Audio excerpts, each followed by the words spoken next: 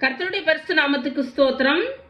Richness, ஐஸ்வர்யம், கர்த்தரிடத்துல ஐஸ்வர்யம் திரளாய் இருக்குதுன்னு வேதம் சொல்லுது. ரோமர் 9:23 கர்த்தரிடத்துல மகிமையின் ஐஸ்வர்யம் காணப்படுதுன்னு வேதம் சொல்லுது.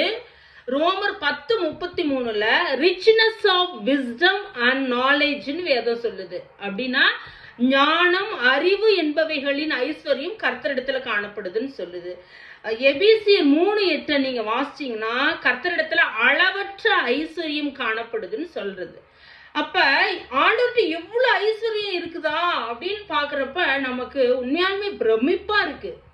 அப்ப அந்த ஐஸ்வர்யம் அவரிடத்துல மாத்திரம் இருந்தா பத்தாது, நம்மளிடத்துல அந்த ஐஸ்வர்யம் நம்ம அதை பெற்றுக்கொள்ளுகிறவர்களாய் மாறணும். அப்பதான் நம்ம ஐஸ்வர்யவானுடைய பிள்ளைகளாய் காணப்படுகிறோம்.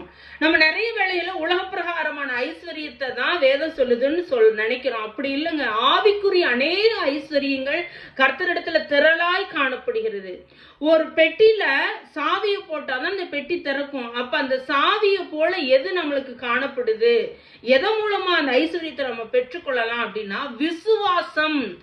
அந்த விசுவாசத்துல தான் ஆண்டவரிடத்துல காணப்படுகிற ஐஸ்வர்யத்தை நம்ம ஆக்சஸ் பண்ண முடியும், எடுத்துக்க முடியும். இன்னைக்கு நம்ம ஆண்டவர்கிட்ட கேட்கலாம், விசுவாசத்தோடு ஜெபிங்க. ஆண்டவரே, உம்மிடத்துல திரளான ஐஸ்வர்யம் காணப்படுது, அளவற்ற ஐஸ்வர்யம் காணப்படுதுன்னு நீங்க சொல்றீங்க.